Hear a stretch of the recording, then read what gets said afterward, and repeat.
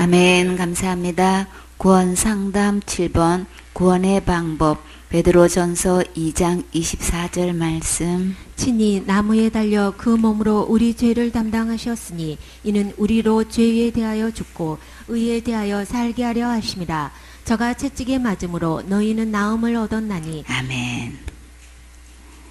친히 나무에 달려 누구신가요?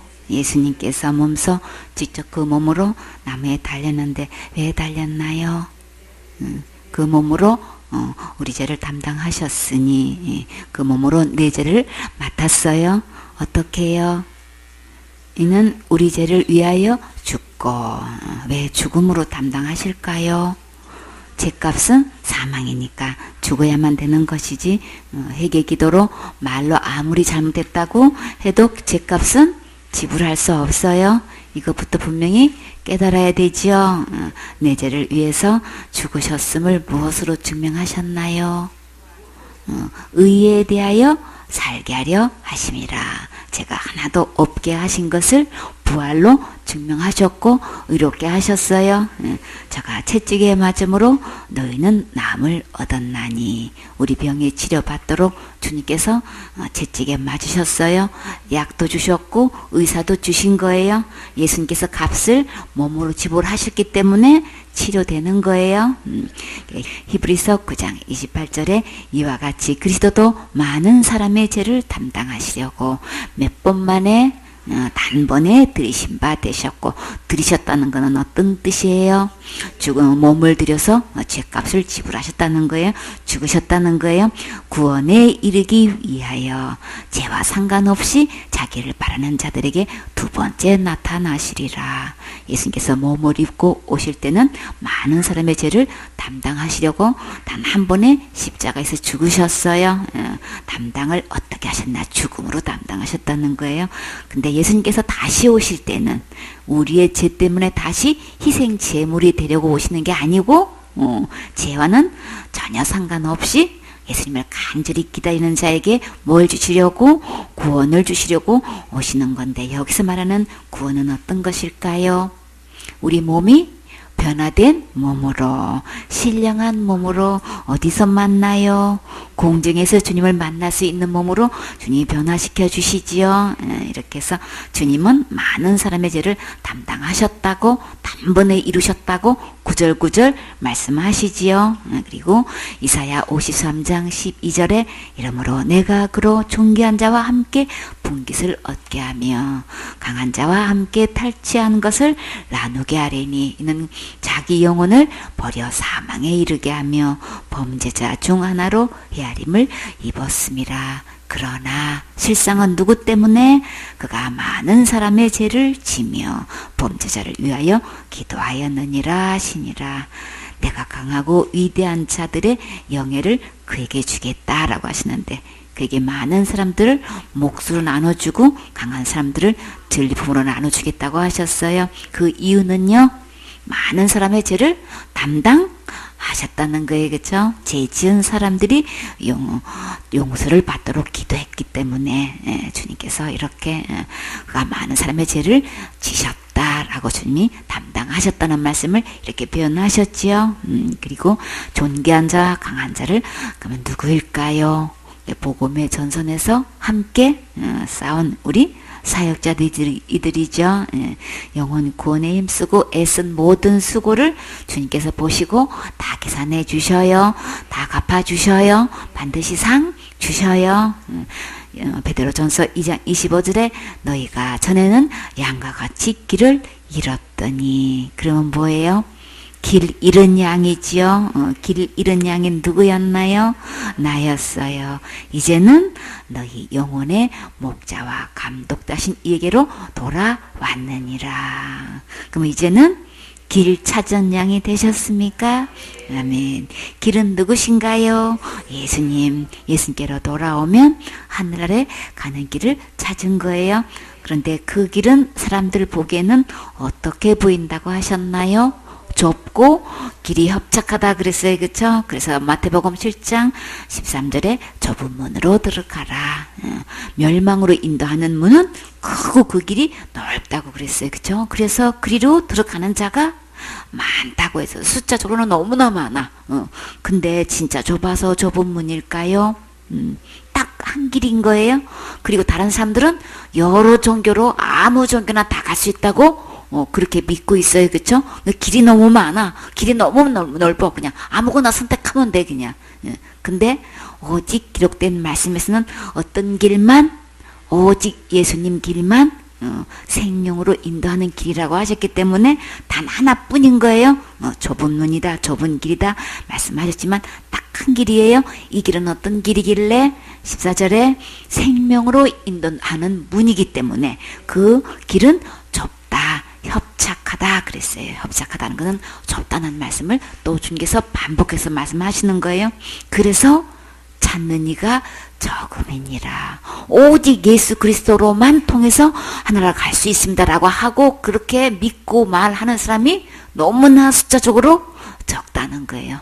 전부 다 예수님 이름을 걸치고 뭘 플러스 시켜요? 자기 행위. 자기가 열심히 뭘 한 거. 그걸 꼭 플러스 시킨다고. 교회 와서 예수님의 이름으로 기도한다고 하고 신앙생활 나름대로 열심히 한다고 하면서 예수 그리스도로만 믿는 믿음이 아니고 예수 플러스 자기 행위를 딱 걸쳐놓고 있기 때문에 그것은 절대 좁은 문 아니에요. 생명 문으로 들어가는 길 아니에요. 다른 넓은 문하고 똑같은 거예요. 이름만 예수님 이름을 걸친 거예요.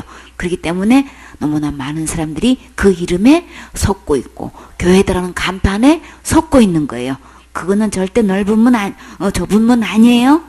예수 그리스도로만 되어진 문으로만 들어가야 되는 것이지. 내가 뭘 해서 내가 무슨 죄를 지어서 지옥 가고 천국 가는 내 행위가 절대 플러스 돼서는 단 한 명도 천국 갈 수 없기 때문에 좁은 문으로 생명의 길로 가는 거 아닌 거예요. 이거 구분할 수 있어야 되는 거예요.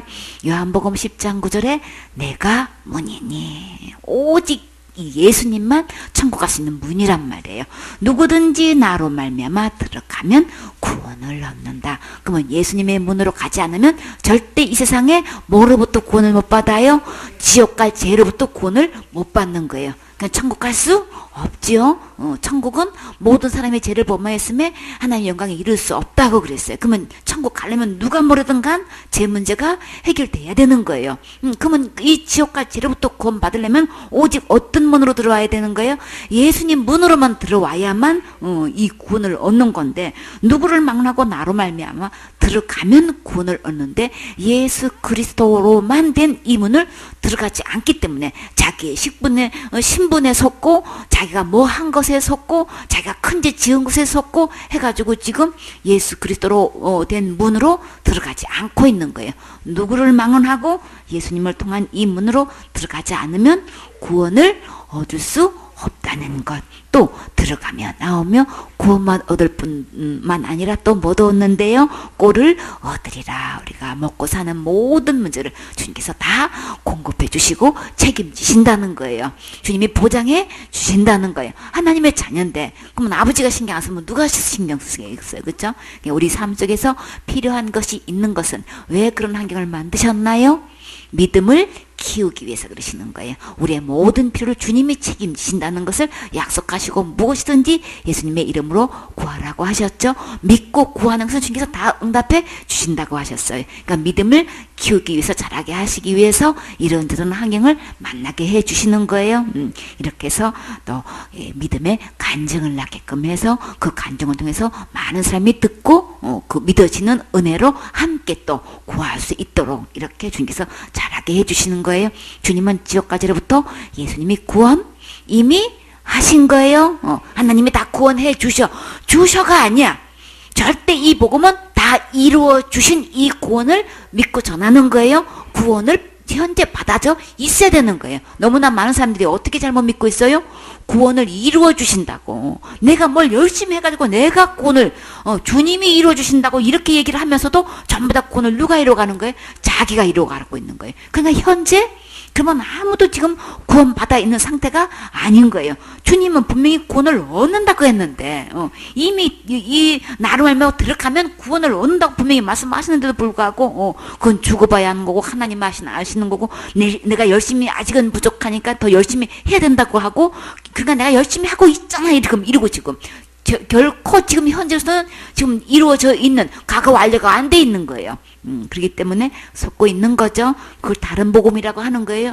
유사품이라고 하는 거예요. 그냥 똑같이 성경 말씀을 거쳐서 얘기하는 것 같은데 성경 말씀대로 되어 있지 않는 거예요. 요게 다른 거예요. 주님 분명히 예수님 안에서 구원을 지금 현재 얻는 거라고 하셨어요. 그리고 들어가면 나오면 모든 거를 주님이 얻을 수 있다고 주님이 약속하셨지요.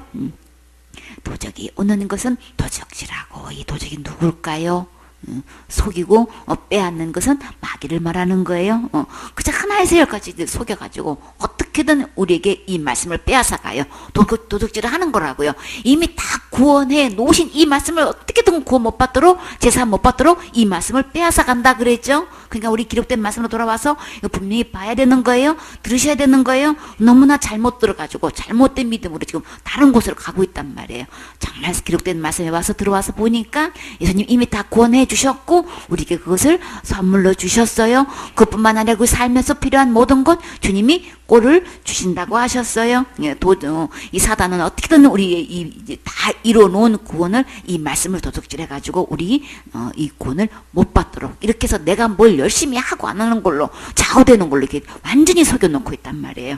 그렇기 때문에 우리 속으면 안 되지요. 그리고 우리의 영혼을 다 죽여놓고 있는 거예요. 한 명도 생명을 얻게끔 지금 주님은 어느 누구도 이 들어오기만 하면 다 생명을 얻게끔 다 해놓으시는데 이 생명을 얻지 못하게끔 다 지금 죽이는 일을 하고 있단 말이에요. 교회 다니면 다닐수록 들으면 들을수록 전부 다 이루어 놓으신 예수님 만나서 곧 얻는 게 아니고 내가 뭘 열심히 해야 되는 걸로 이렇게 알고 있기 때문에 영혼을 다 죽여놓는 거예요. 말씀을 잘못 전해가지고 그 영혼들을 하나같이 이 말씀으로 다 죽여놓고 그게 하나님 말씀이냐 그냥 이게 둔갑을 해가지고 이렇게 포장을 해서 우리 목사님이 말씀하시는 건 다 하나님 말씀이시고 의뢰 알아서 말씀을 잘 전하시겠어. 그러면 열심히 해야 되겠네. 착한 일 많이 해야 되겠네. 선한 일 많이 해야 되겠네. 충성봉사 많이 해야 되겠네. 날마다 신는 전 내가 날마다 회개해야 되겠네. 이렇게 지금 지금 잘못된 믿음으로 심어줘가지고 다 지금 배나 지옥 자식을 만들고 있다고 했죠. 그러니까 는 잘못된 지도를 통해 가지고 잘못 듣게 해가지고 천국문은 다 닫아버리고 들어가지도 못하게 하고 들어가는 사람을 지금 다 어떻게 다 죽이고 있는 거란 말이에요. 이렇게 해가지고 완전히 우리의 말씀도 도둑질하고 우리의 영혼도 다 도둑질해가지고 지금 다 죽이는 일을 멸망하고 지옥으로 갈 수밖에 없는 길을 계속해서 제시해 주니까 그 말씀 듣고 전부 다 독약을 먹여가지고 다 멸망하게 하고 있다는 거예요. 그러나 내가 온 것은 누가 오신 거예요? 예수님이 오신 것은 무엇을 얻게 해요? 생명을 얻게 하고 지금 현재 얻을 수 있는 거예요. 얻어져 있어야 되는 거예요. 누구를 통해서? 양으로 생명을 얻게 하고 이 양은 곧 누구신가요? 유월절 어린 양 곧 예수님이신 거예요. 보라 세상죄를 지고 가는 하나님의 어린 양이시다. 요한은 침례 요한은 예수님을 보자마자 우리의 세상죄를 다 지고 가셨다고 하셨어요. 그 양인 거예요. 유월절 어린 양이 예수님이신 거예요. 예수님이 우리 죄 다 문제 해결해 주시고 우리에게 영생을 주셨어요. 생명을 주셨어요. 예수님 안에 생명 다 있어요. 그러니까 어느 누구든지 예수님의 생명을 주시는 거예요. 그래서 생명을 얻게끔 주님이 다 이미 이뤄놓으셨고 생명을 얻을 뿐만 아니라 더 풍성히 얻게 하려 하십니다. 하늘나라에 있는 모든 신령한 복들을 우리에게 다 주신단 말이에요. 이미 주셨어요. 하기만 하면 믿고 구하면 다 주시는 거예요. 그냥 주시고 또 주시고 그 하늘나라의 모든 것을 우리는 지금 받아 누리기를 원하시는 거예요. 풍성하게 얻게 하려는 것이라. 누구를 통해서? 예수님을 통해서 생명도 얻고 이 생명은 어떤 생명인 거예요? 영원히 하늘에서 살 수 있는 영생을 이야기하는 거예요. 그 영생이 예수님 안에 있는 거예요. 예수님을 받아들이면 예수님이 나의 주인이 되시면 예수님이 나의 구세주가 되시면 예수님의 만왕의 왕이 되시면 나는 뭘 얻어요? 영생을 얻는 거예요. 구원을 얻는 거예요. 하늘나라 모든 신령한 모든 복 내가 얻어서 누릴 수 있는 주인공 될 수 있게끔 주님 풍성하게 우리에게 주시기를 원하셔요. 주님은 주시고 또 주시고 우리가 받고 받고 또 받아서 누리기를 원하셔요. 그래서 그 행복한 모습을 주님은 보기를 원하신단 말이에요. 그것은 믿음으로만 되는 거예요. 믿고 구하는 자는 주님이 누구든지 다 주셔요. 우리 주님은 또 어떤 분이신가요?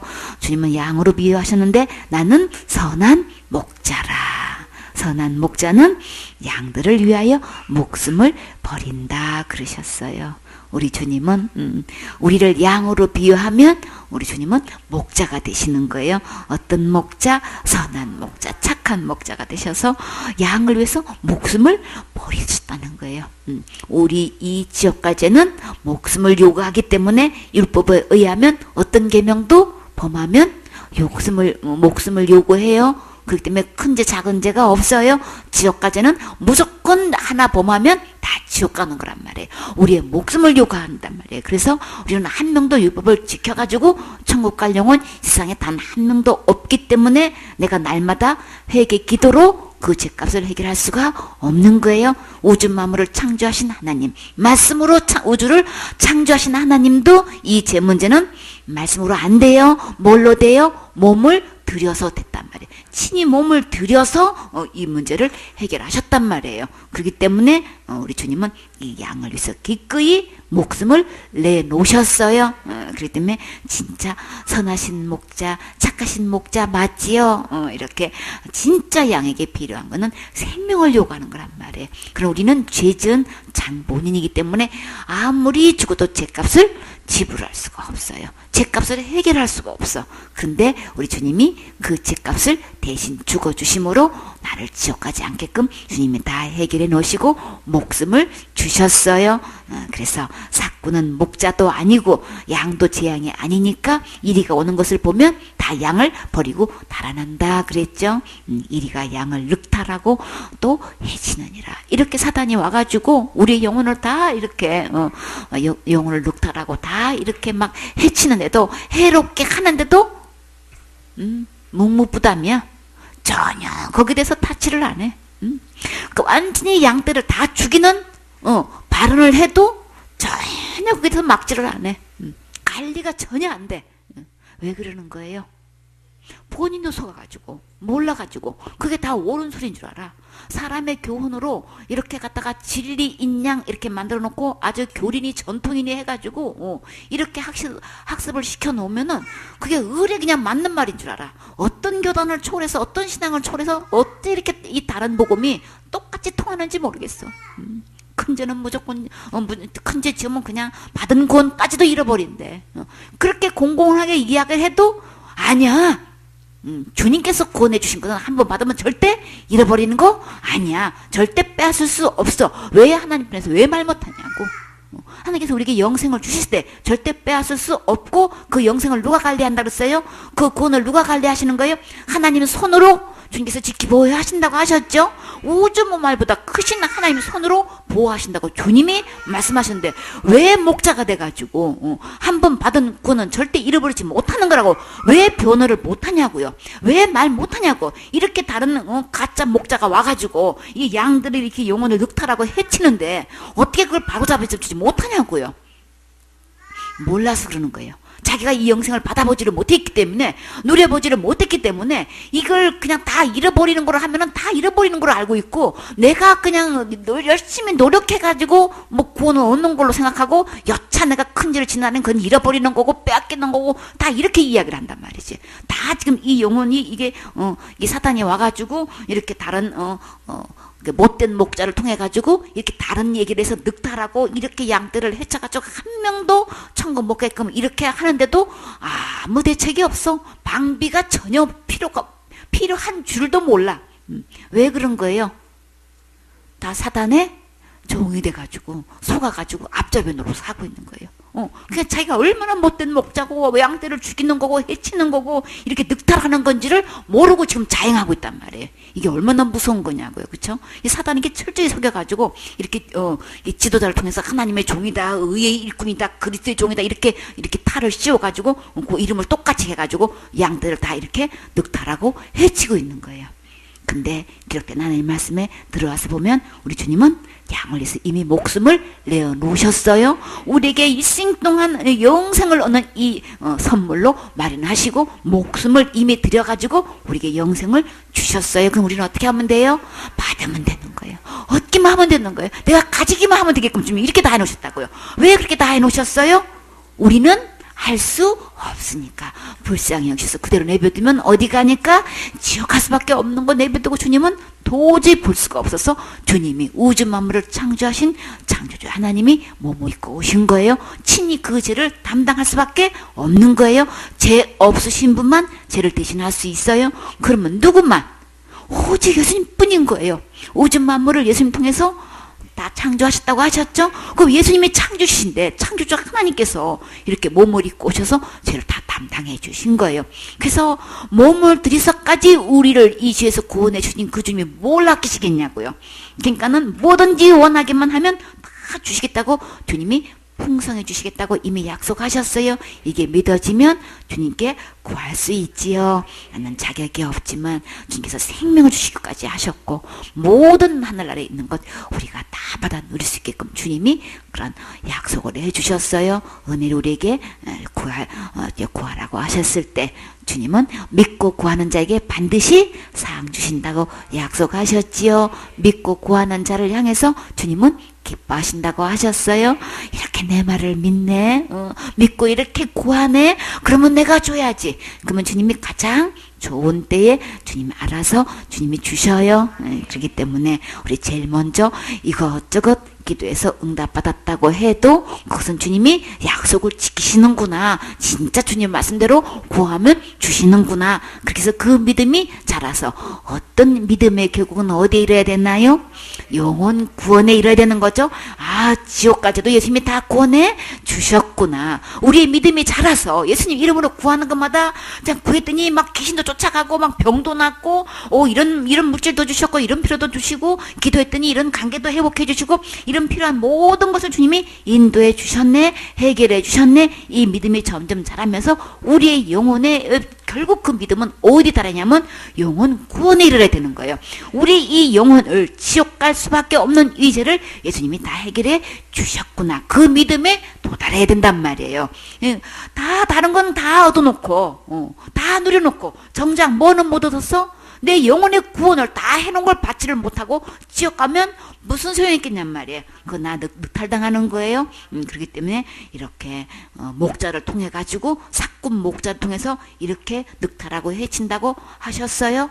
그러니까 내가 지금 말씀 받아 먹고 있는 그 목자가 진짜 선한 목자인지 사꾼 목자인지 분별할 수 있어요. 내가 뭘 하고 안 하는 걸로 천국 가고 지옥 가는 걸로 가리키고 내가 짓는 죄로 지옥 가는 걸로 이렇게 가리키는 목자는 누가 뭐래도 아무리 많이 배웠어도 아무리 박식해도 아무리 인품이 좋아도 아무리 나를 위해서 기도 많이 해주셨어도 아무리 나를 많이 위로해 주시고 나의 필요를 채워 공급해 주셨다 할지라도 주님 보시기에는 사꾼 목자인 거예요.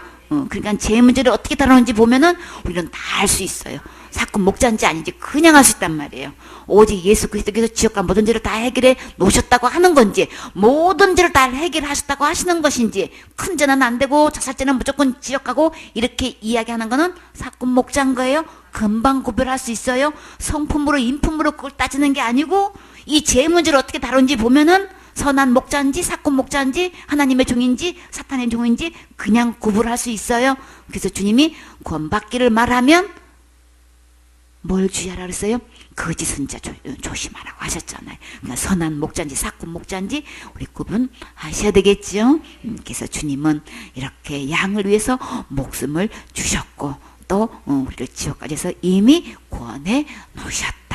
우리 이 예수님 문 대신 예수님 이 예수님께로 우리 오면 주님이 구원을 얻는다고 말씀하셨어요. 우리 주님은 이미 제 문제 담당하셨어요. 뭘로요? 몸으로 담당하신 거예요. 그렇기 때문에 우리 주님은 이렇게 우리가 제 문제를 완전히 해결하셔서 깨끗하게 되셨다는 것 뭘로 증명하셨나요? 부활로 증명하셨어요. 의에 대하여 살게 하려 하십니다. 주님이 부활로 내 죄를 다 해결하셨다는 것. 그래서 우리를 다 의롭게 해놓으셨다는 것. 우리를 다 완전히 거룩하게 해놓으셨다는 걸 부활로 증명하셨어요. 그래서 우리 몸이 어느 순간에 이제 호련히 변화될 때가 와요. 공중에서 주님이 완전히 공중으로 끌어올라갈 수 있도록, 공중을 날아갈 수 있도록 주님 우리가 이렇게 변화된 몸으로, 신령함으로 우리가 변화된단 말이에요. 우리 몸도 구원받아요. 이제 때가 되면 그렇게 주님 오실 때 그때까지 살아있으면 우리가 변화된 상태에서 싹 이제 살아있는 상태에서 변화되고, 또 먼저 죽게 되면 잠든 자라고 그렇게 표현하셨죠. 먼저 그들이 먼저 부활해서 일어나고 그 다음에 우리가 다음으로 부활한다고 하셨죠. 그렇기 때문에 우리 주님은 이렇게 십자가에 죽으시고 장사 지낸 바 되었다가 3일 만에 부활하셨어요. 다 예언된 대로 주님이 하신 거예요. 그래서 예수님이 부활하신 걸로 진짜 나를 지옥까지를 깨끗하게 용서해 주셨네, 다 해결해 주셨네, 이렇게 주님께서 증명하신 거예요. 그러니까 내가 지옥까지 하나도 없게끔 해 놓으신 거예요. 근데도 불구하고 내가 살면서 짓는 죄로 지옥 가는 게 절대 아닌 거예요. 뭐 때문에 지옥 가는 거예요? 이 다 용서해 놓으신 예수님을 안 믿어서 지옥 가는 거예요. 지옥까지는 딱 하나밖에 없어요. 그러니까는 큰 죄 작은 죄 나눠놓고 자살죄니 뭐 큰 죄니서 지옥 가는 게 절대 아니고, 이 예수님을 안 믿어서 지옥 가는 거예요. 이 모든 죄를 다 용서해 놓으신 예수님 믿어지면 오늘 구원받을 수 있는 거예요. 지금 받을 수 있는 거예요. 왜? 다 구원해 놓으셨으니까. 언제요? 나 태어나기도 전에 2000년 전에 이미 그냥 다 주님이 구원해 놓으시고, 이 말씀을 듣는 순간에 아, 예수님이 모든 죄를 다 용서해 놓으셨구나. 지옥까지가 하나도 없게끔 깨끗하게 다 해 놓으셨구나. 완벽하게 의롭게 온전케 거룩하게 해 놓으셨구나. 이게 믿어지는 순간 그 예수님을 주인으로 모셔야 되는 거예요. 우리는 전부 다 지하고 상관없이 예수님만 영접했대 그냥. 그건 체킹해보면 지옥까지는 여전히 남아있어. 근데 지금은 지옥 가요. 자살죄는 무조건 지옥 가죠. 예수님 영접했다는 사람들이, 도대체가 복음을 듣고 영접했다는 사람들이 전부 다 죄는 그대로 갖고 있어. 죄에서 구원이 안 돼 있다고. 그래놓고 자기는 구원받았다고 하나님이 자녀라고 그러고 아주 완전 영생을 얻었다고 속고 있단 말이에요. 구원은 누가 뭐래도 지옥과 죄로부터 구원이 되어 있어야만 되는 거예요. 절대 내가 살면서 미래의 죄까지도 다 이미 구원되어 있어야만 되는 거예요. 과거죄, 현재죄, 미래죄, 큰죄, 작은죄 할 것 없이 이미 완벽하게 구원해 놓으신, 완전 무결하게 구원해 놓으신 이 예수님을 믿을 때, 그 예수님을 주인으로 모실 때 천국 갈 수 있는 거예요. 이미 친히 담당하실 때는, 몸으로 담당하실 때 모든 죄 담당하신 거예요. 내가 짓고 안 짓고 하는 이 죄로 천국 가고 지옥 간 거 절대 아니에요. 요렇게 잘못 이야기하면 다 사꾼 목자인 거예요. 그 복음 아니에요.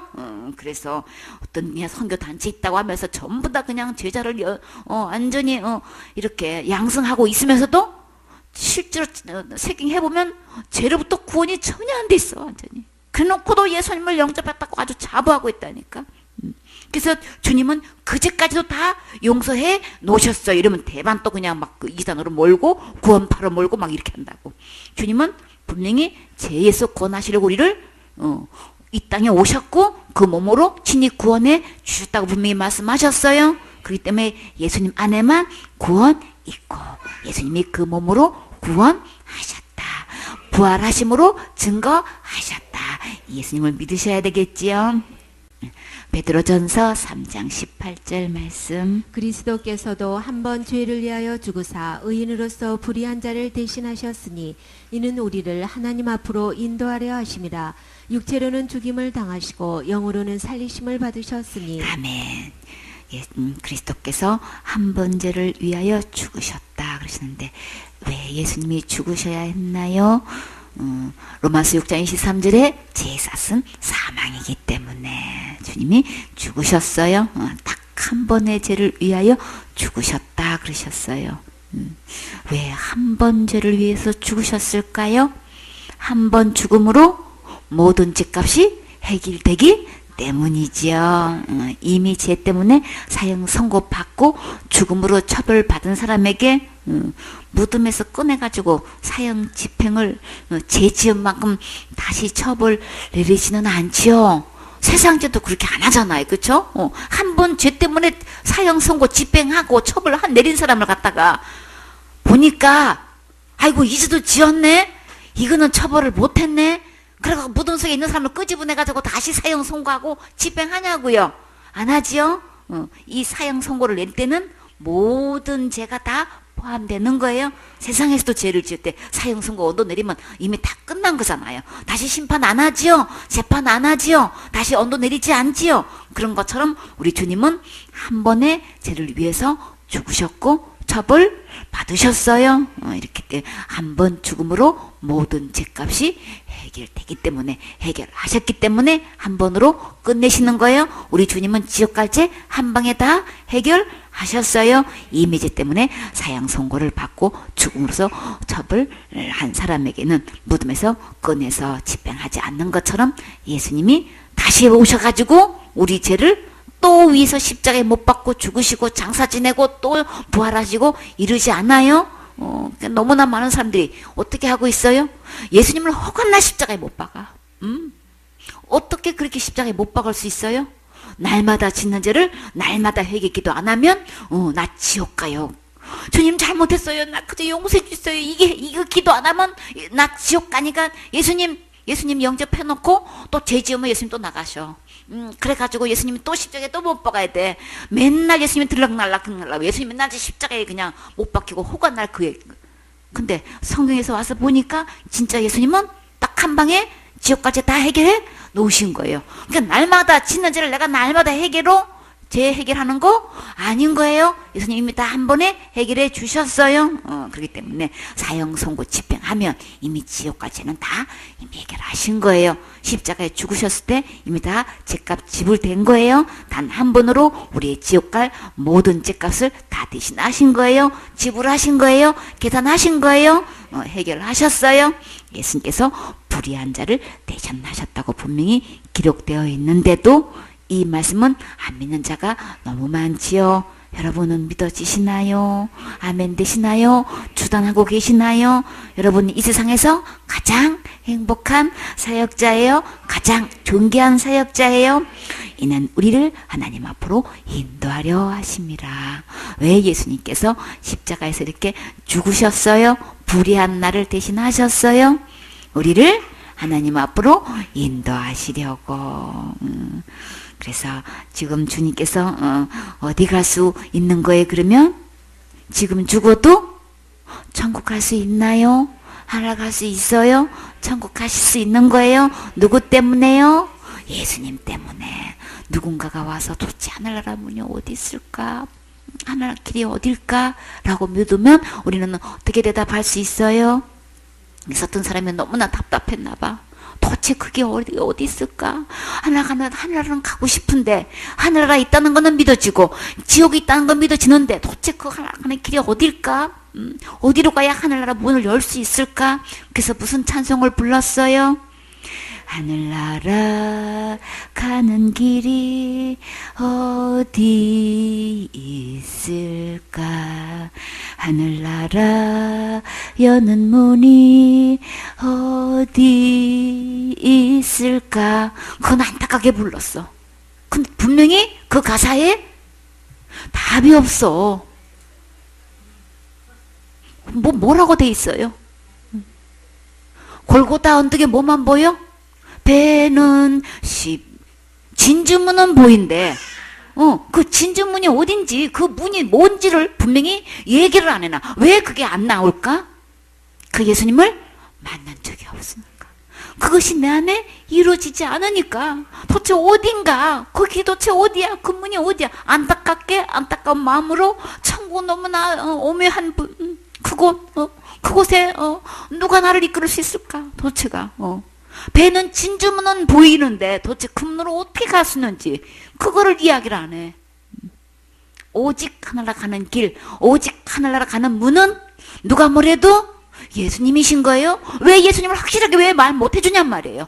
왜 분명한 가사를 못 적느냔 말이에요. 왜 그런 거예요? 그 예수님을 만난 적이 없으니까 얘기해 줄 수 없는 거예요.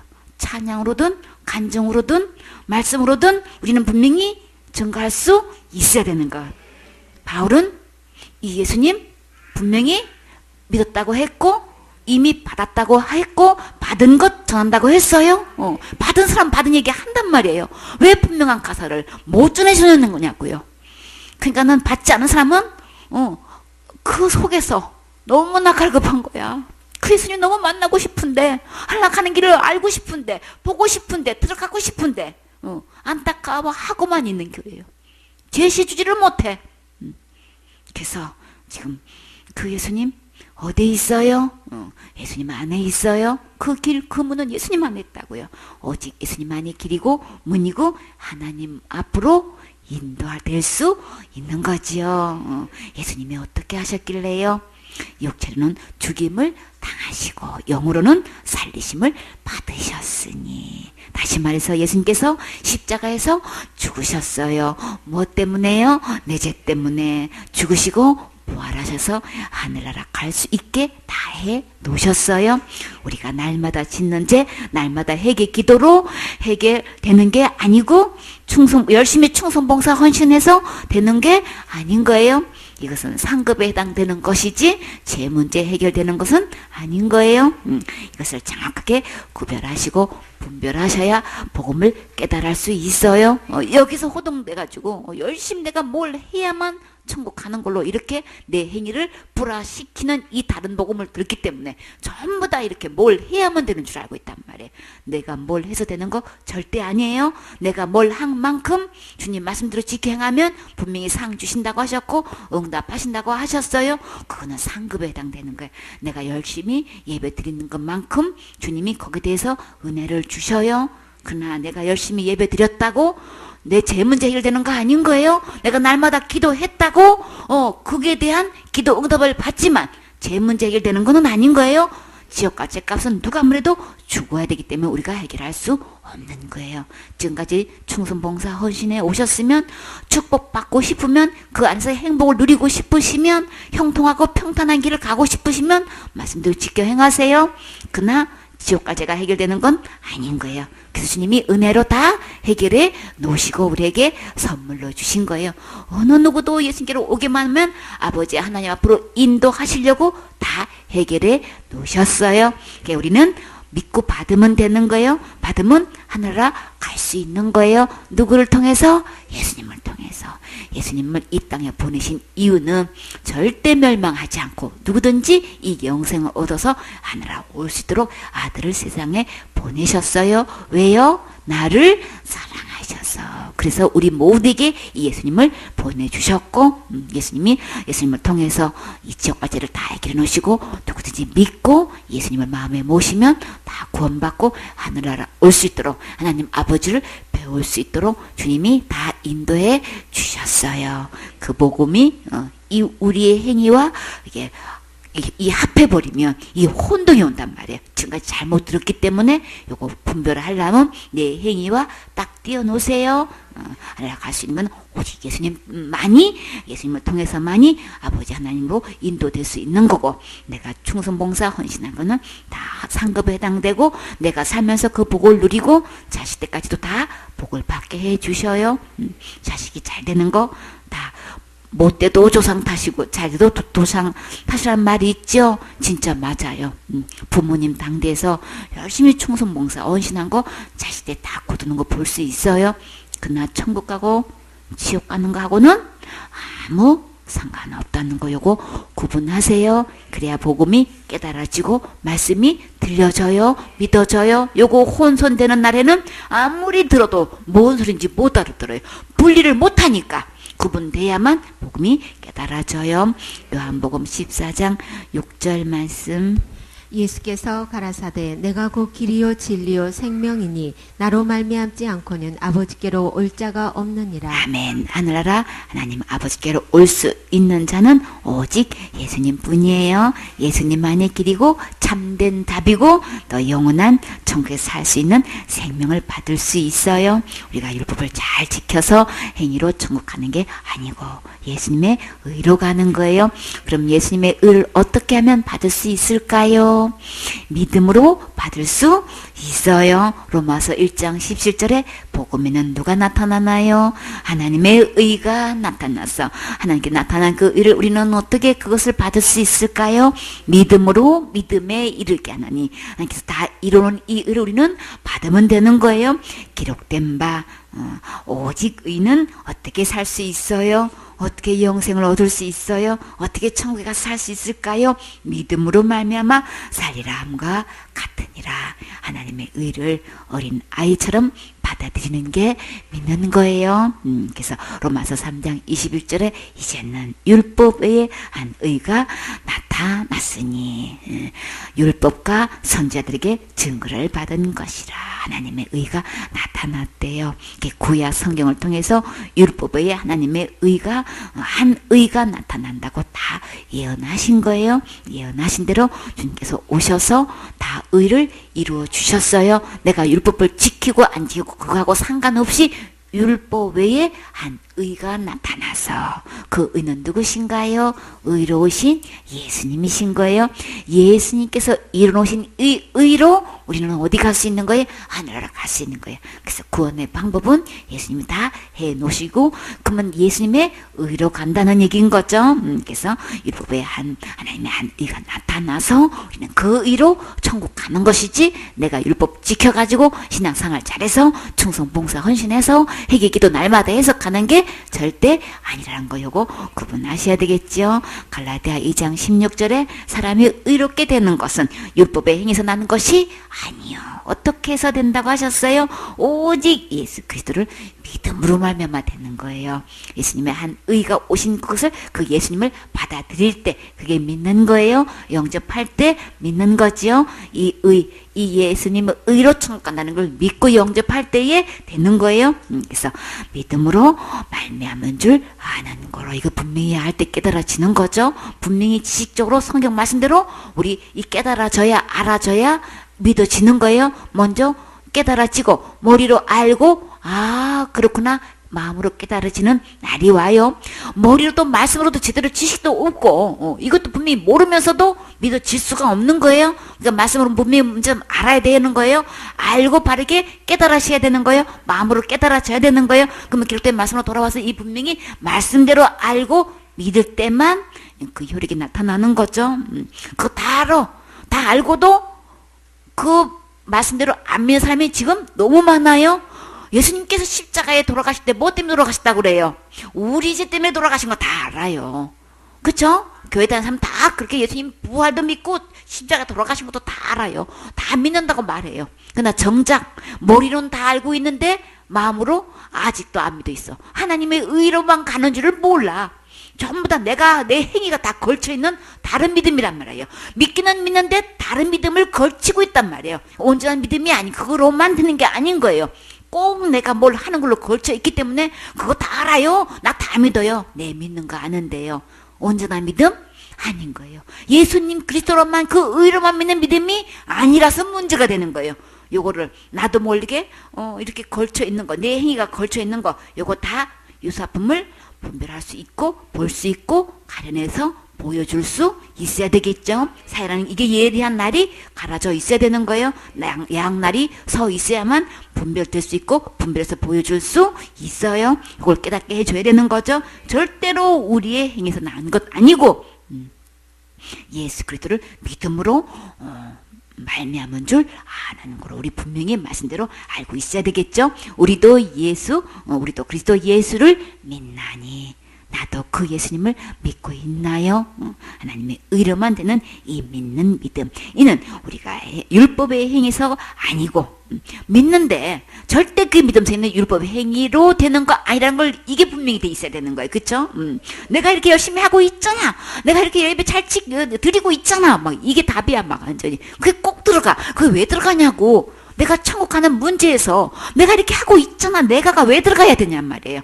내가를 플러스 시키는 날에는 그 말씀대로 믿는 믿음 아닌 거예요. 제대로 알고 있는 거 아닌 거예요. 그 유사품인 거예요. 가짜인 거예요. 쭉정인 거예요. 그거 절대 알고 아니에요. 이거 구분할 수 있어야 되겠죠. 열매의 형태를 갖고 있다고 그거 절대 알고가 아니에요. 그러니까 열매를 통해서 그들을 알지니. 열매는 열매예요. 근데 그 어떤 열매인지 속에는 알곡이 없어.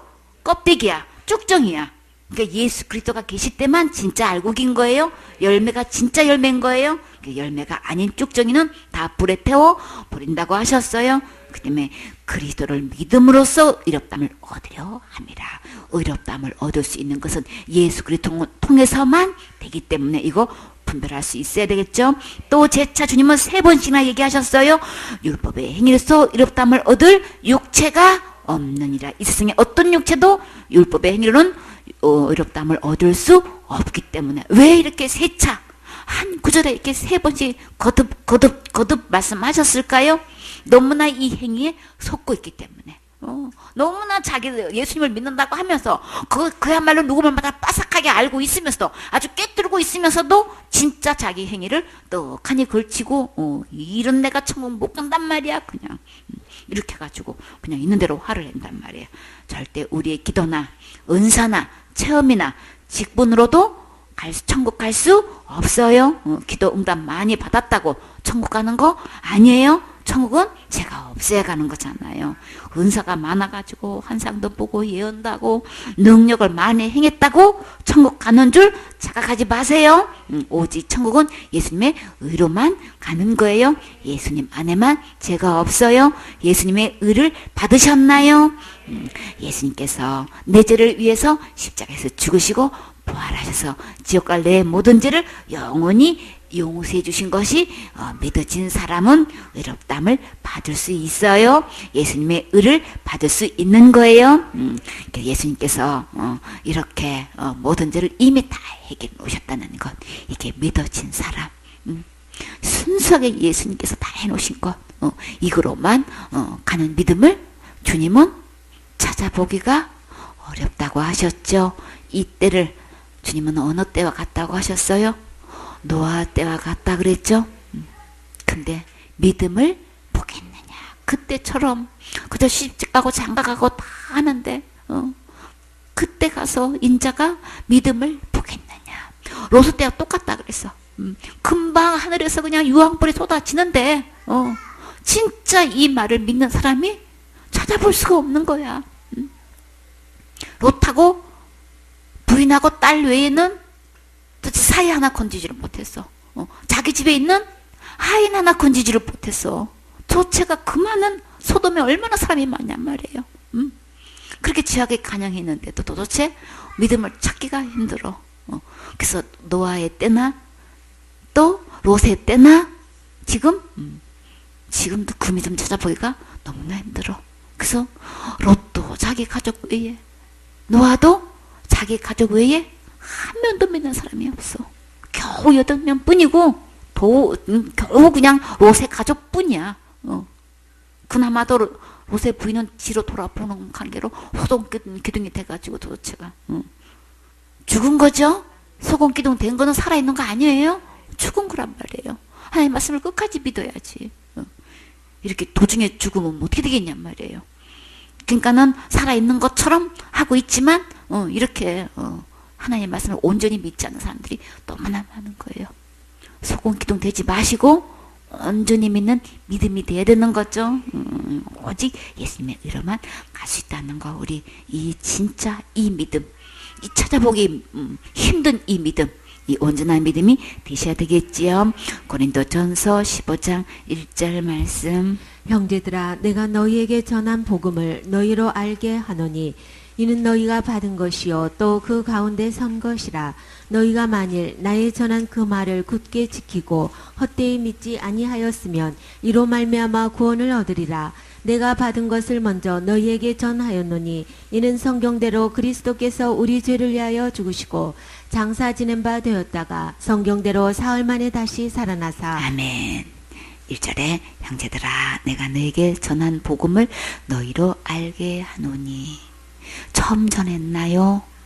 전에 이미 다 전한 거예요. 그쵸? 이는 너희가 받은 것이요. 전에 내가 너에게 복음 전했을 때 너희 다 받아들였었지.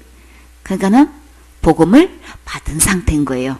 그건 또 그 가운데서 선 것이다. 그러니까 이 복음을 모르는 게 아니고 기쁨으로 받아들였고 또 그 가운데 섰다고 하는 거는 지금도 굳게 믿고 지키고 있다는 거예요. 그 복음을 그대로 전하고 있는 상태인 거예요. 자, 여러분은 이 복음을 받으셨습니까? 받은 자는 받은 거 말해요. 받은 거 전해요. 그래서 이 바울은 내가 너에게 복음을 전에 다 알게 했지. 그리고 너희는 다 받아들였지. 지금도 그 가운데 우뚝 서 있지. 지금 이렇게 말씀하시는 거예요. 이 말씀이 아멘 되시나요? 너희가 2절에 만일 나의 전한 이 말을 굳게 지키고 헛되이 믿지 아니하였으면 그때 전한 이 복음으로 뭘 받을 수 있대요?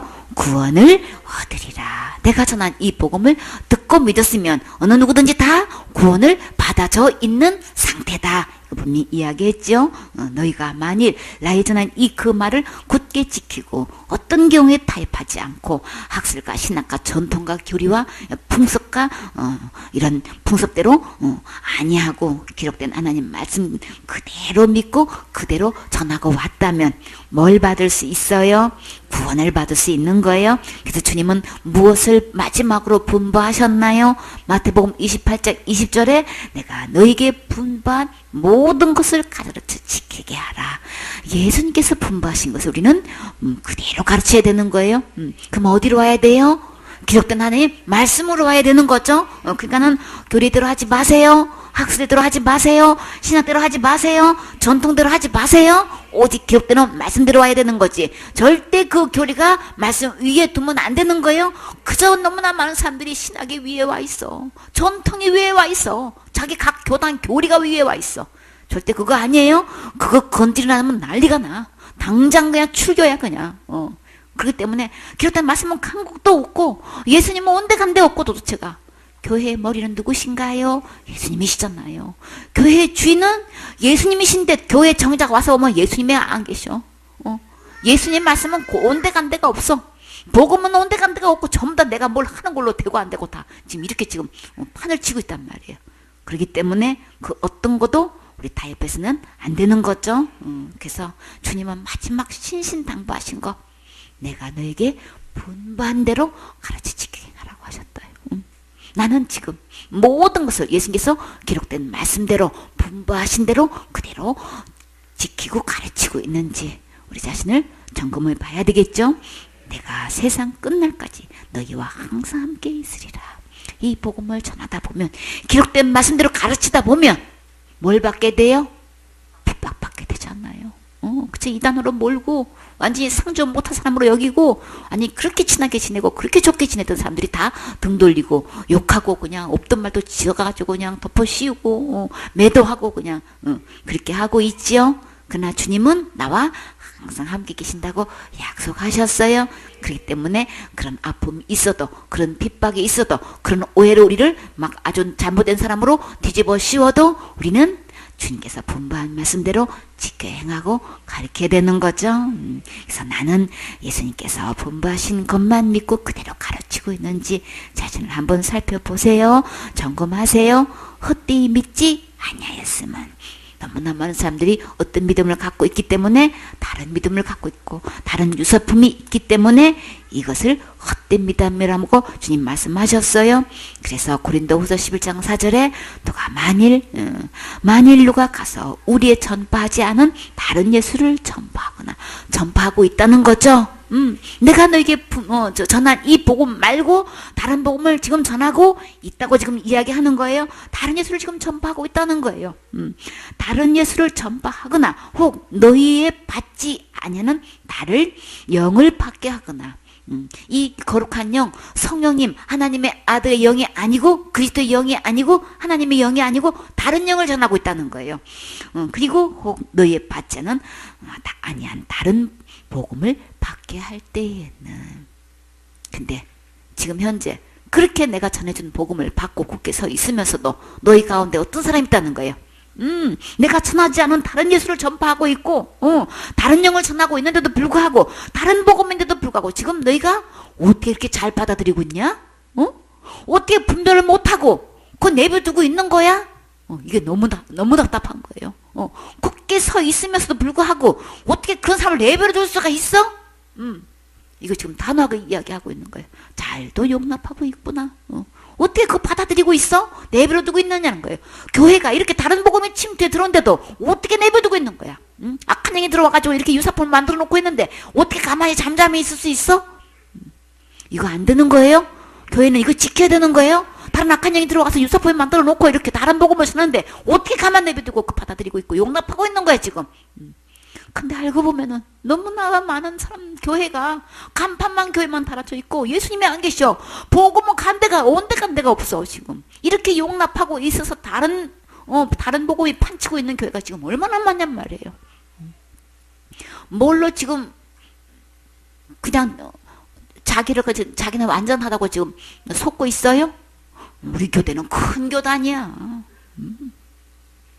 제일 큰 교단이야. 제일 큰 교회야. 제일 유명한 목사님이야. 이걸로 다 속아 넘어가고 있어. 우리 목사님은 박사님이셔. 많이 배우셨어. 이런 걸로 다 넘어가. 도대체가. 우리 목사님은 철학가를 나오셨어. 우리 목사님은 법대도 나오신 분이야. 뭐 이런 걸로 다 속아 넘어가. 성경 말씀은 온데 간 데가 없고, 복음은 온데 간 데가 없고, 도대체가 다른 것들이 또 기준이 돼가지고, 어떻게 큰 교단에 속하면 이게 청구할 수 있는, 길이냐고, 이게 도대체가. 이걸로 다 지금, 교단이 제일 먼저 물어보면, 지금 뭘 물어요? 어떤 교단인가? 이거부터 물어봐. 그거 왜 묻는 거예요? 큰 교단에 속하면, 이단? 아니구만. 이걸로 속고 있는 거예요. 주님은 그걸로 숫자로 그렇게 말씀하신 적 없어요? 큰 교단이 작은 교단이 이거 말씀하신 적 없어요? 어떤 큰 유명한 신학인지 아닌지 그거 구분하신 적 없어요? 내가 전해준 이 복음 외에 다른 복음을 지금 전하고 있는 거. 너희가 그거 전한 걸로 인해서 너희가 받아들였고 구원 이미 받았는데 어떻게 다른 복음이 전해져 있고 다른 복음이 들어와서 판을 치고 있는데 어떻게 그거 용납하고 있어? 지금 진짜 구원 받았다면은 진짜 참된 복음으로 내가 거듭났다면 이거 구분할 수 있어야 되는 거예요. 사실은 이것을 구분해야 되는 거예요. 이걸 방어막이 돼가지고 교회에서 이거 지켜야 되는 거예요. 이게 다른 복음이 들어오면은 그 다음부터 교회가 다 유사품이 돼가지고 한 명도 그 교회를 통해서 아무도 구원받지 못하면 그 교회는 죽은 교회가 되잖아요. 악한 영이 아니라 장악하는 교회가 돼버리잖아요. 이거 내 선에서 이거 선 걷지 않으면 교회는 망하게 되는 거예요. 멸망하게 된단 말이에요. 이러면 안 되겠죠. 이거 신중하게 이거 깨달아야 되는 거죠. 그래서 우리는 다른 영, 다른 예수, 다른 복음이 들어올 때 이거 절대 용납하면 안 되는 거죠. 이렇게 되면은 천국 갈 수 없고 지옥 가기 때문에 신중하게 자신의 믿음을 체크하셔야 되겠죠. 본문 3절에 내가 받은 것을 먼저 너에게 전하였노니 바울은 내가 받았다. 뭘 받았다? 나 구원 받았다. 바울은 분명히 본인은 구원 받았고 받은 것을 가지고 너에게 전했다고 분명히 얘기했어요. 찬송가에는 나 구원 받았네, 너 구원 받았네, 우리 구원 받았네 해요. 저 구원파가 나타났구만. 그런 노래 하지 말어. 그럼 그래야지. 그쵸? 나 구원 받았다고 찬양하면은 내가 구원 받아줘? 있어야 되는 거잖아. 너도 구원 받아져 있었고 우리 모두가 구원 받아져 있어야 되잖아. 찬송은 열심히 해. 그거는 잘못됐다고 안 해. 저 구원 받았어요. 자 지금 또 천국 갈 수 있어요. 저는요 뭐든지 다 해결 받았어요. 큰 죄도 해결 받았고요. 자살 죄도 해결 받았고요. 나 다 구원 받았어요. 나는 언제든지 천국 갈 수 있어요. 이렇게 하면은 웬 뚱따지 같은 뭔 또 이상한 파가 나타나가지고 어디 이상이 나타나가지고 어디 구원받았다고 말하고 있어. 그거 내가 이뤄가는 것이지. 이뤄가는 걸로 아주 그냥 이게 중독이 돼가지고 이뤄가는 걸로만 알고 있어. 구원 받았다고 하면 당장 이단이 돼버려. 잘못된 사람으로 다른 당장 돼버려. 교회가 지금 분위기가 이렇게 돼가고 있단 말이에요. 그러나 기록된 하나님 말씀은 받은 거 전했다고 했고 너희도 그 복음 듣고 너도 받았다고 분명히 이야기했어요. 구원은 지금 현재 받아져 있는 거예요. 받아야 되는 거예요. 죽어봐야 아는 거 아니고 내가 구원을 이루어가는 거 절대 아닌 거예요. 주님이 이미 구원해 주시고 우리에게 주셨고 받은 것 전하는 거예요. 그래서 내가 받은 것을 먼저 너에게 전하였느니, 이 복음을 들으셨습니까? 이 복음을 받아들이셨습니까? 구원을 받으셨습니까? 이는 성경대로 이 그리스도께서 어떻게 이 구원이 이루어졌어요? 그리스도께서 누구를 위해서? 우리 죄를 위하여 죽으시고 내가 받은 것을 먼저 너에게 전하였노니, 이것은 한마음 한뜻 한입이 될 때 한결 갈 수 있는 거예요. 이는 성경대로 그랬어요. 우리는 오직 성경대로 말씀대로 믿고 전하셔야 주님께서 약속하신 대로 책임지셔요.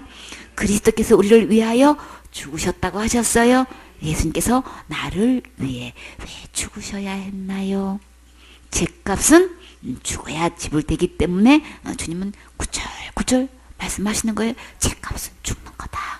날마다 기도가 아니다. 주님 계속 이거 말씀하셔요. 그래서 어느 구절을 봐도 주님은 죄값을 죽음으로 해결하셨다고 지금 계속 거듭 말씀하셔요. 성경대로 주님은 내 죄를 위해서 죽으셨다고 하시는 거예요. 그 죽음으로 지옥과 죄가 다 해결된 거예요. 해결됐으면 구원된 거예요. 이 복음 전하셔야 되는 거예요. 다른 복음 전하지 마세요. 예수님께서 우리 죄를 위해서 죽으셔야만 예수님 안에 있는 영생을 주실 수 있기 때문에 죽으셨어요. 4절에 장사 지낸 바 되었다가, 장사됐다는 거는 죽은 거를 증명하시는 거죠. 그럼 예수님 반드시 죽으셨어요. 공개 처형 당하실 때 죽으신 거 뭘로 증명하셨어요? 옆구리를 창에 찔렀을 때 어떻게 쓴 거예요? 물과 피가 흘렸죠. 물과 피가 이렇게 다르게 나올 수 있는 것은 죽은 사람한테만 그 현상이 나타나는 거예요. 심장에 멈춰 있으니까 물과 피가 분리되는 거예요. 그쵸? 피는 무겁고 물은 위에 떠 있으니까 물과 피가 따로 나올 수밖에 없는 거예요. 그 의학적으로 증명이 된 거고, 많은 사람들 앞에 죽었다는 것을 공개적으로 확인시키신 거예요. 찌른다는 것도 다 예언된 있는 말씀인 거예요. 이렇게 미리 다 성경대로 주님이 죽으신다는 것도 다 예언되어 있고, 성경대로 예언된 대로 옆구리를 찌르신 것도 그대로 다 이루셨어요. 쓴 포도 마신 것도 다 예언된 대로 다 주님께서 받아 마셨다고 하셨죠. 입에 대했더니 주님께서 다 이루시고 주님께서 돌아가셨죠. 주님 구구절절 전부 다 예언된 대로, 성경에 기록된 대로, 이미 다 말씀하신 대로 주님께서 장사 지낸 바 되었다라고 하셨을 때, 이 장사 지낸 바 된 것은 예언하신 대로 부자의 묘실에 지내셨다는 걸 말씀하셨죠. 그 말씀이 어디 있나요? 이사야 53장 9절에 있어요. 그는 강포를 행치 아니하였고 그 입에 기사가 없었으나. 우악스럽고 사나운 말씀, 간사스럽게 거짓말 한 적, 교묘하게 속인 적도 없는데 누구처럼 악인처럼 무덤이 악인과 함께 되었으며, 그 묘실이 누구와 함께 되었다 그랬어요? 부자와 함께 되었도다. 예수님은 우악스럽거나 사나운 폭력을 행하지도 않으셨고 그 입에 간사스러운 거짓으로 남을 교묘하게 속이지도 않으셨는데 악인처럼 무덤에 지내게 됐다고 예언하셨고 그 말씀대로 되었어요. 마가복음 15장 43절에 보니까 어떤 누구가 아레마대 사람 요셉이 와가지고 딱 누리빌라드에게 들어가서 뭘 달라고 했어요? 예수의 시체를 달라니. 분명히 시체를 달라고 하면은 시체는 죽은 거 맞죠? 이 요셉은 예수의 시체를 달라 그랬단 말이에요.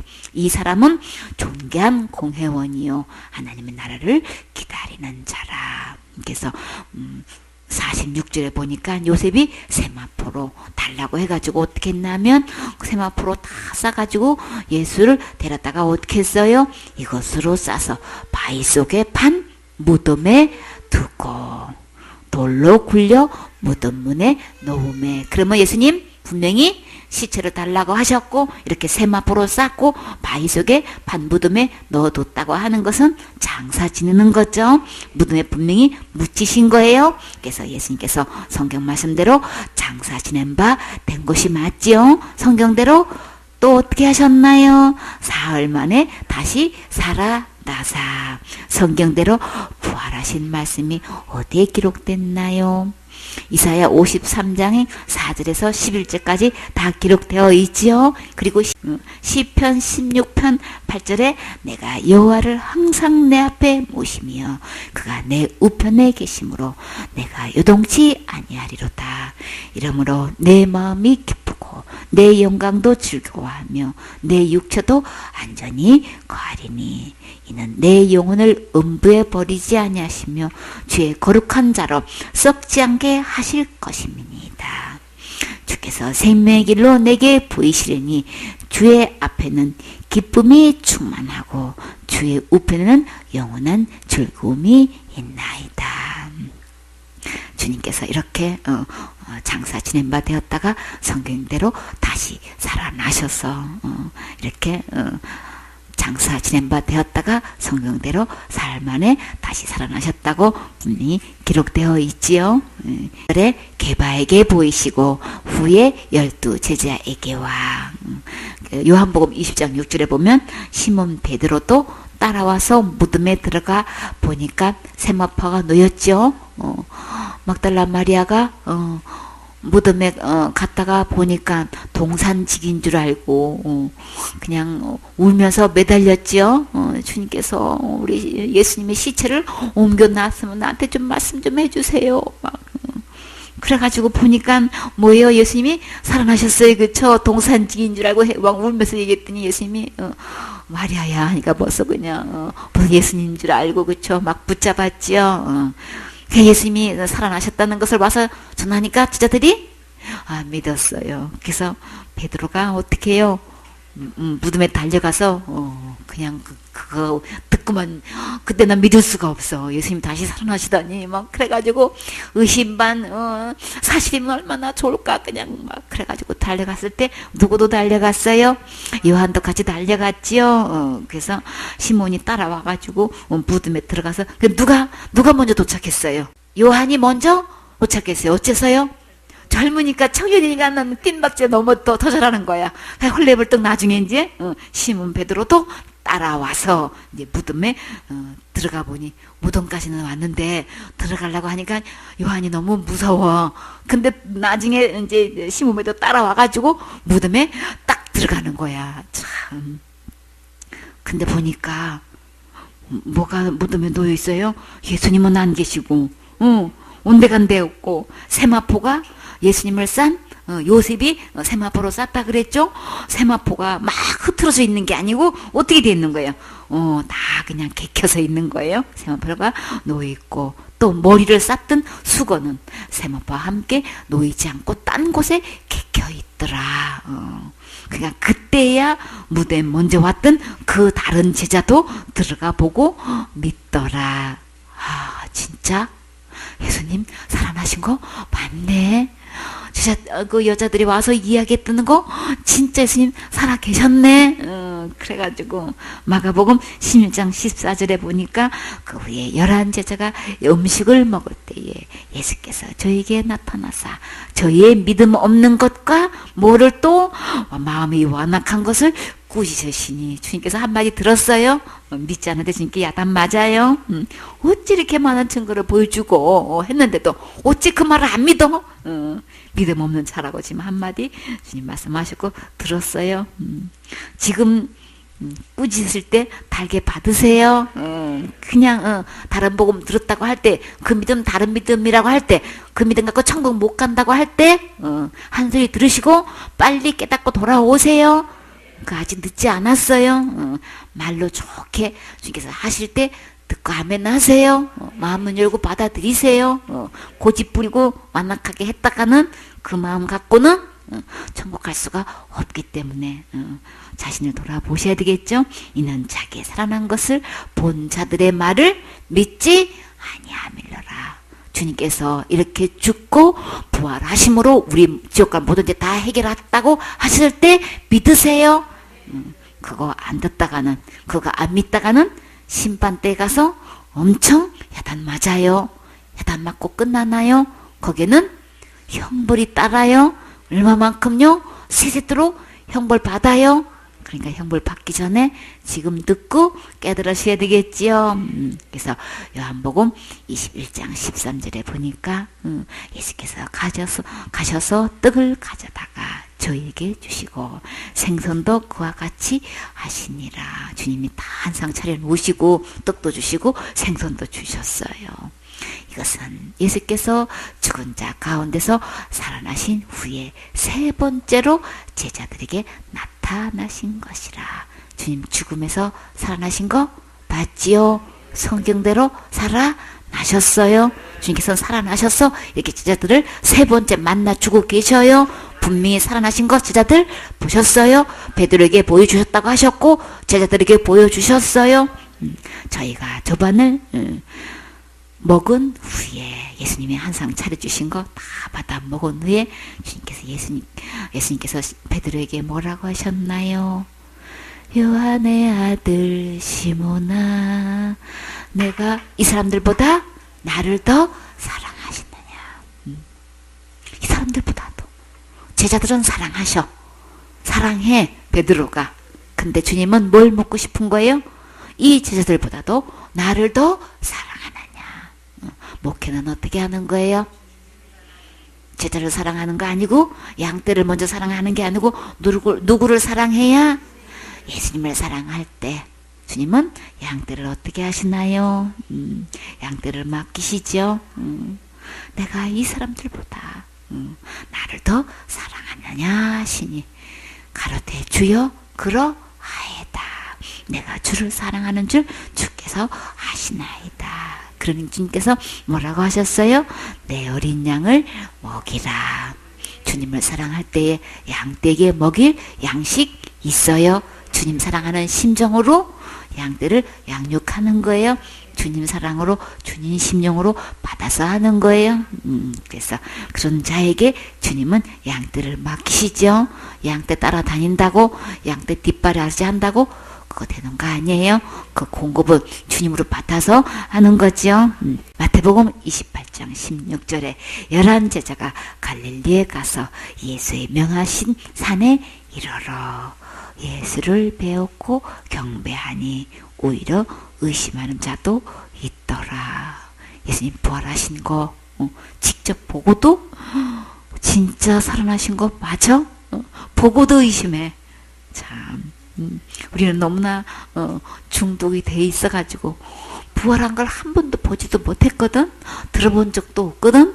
그냥 도대체 믿어지지 않는 거예요. 부활하신 주님을 산에서 배웠고도 아직도 오히려 의심한 사람이 아직도 있어. 뭐든지를 다 용서하셨는데 아직도 의심한 사람이 얼마나 많은지 몰라.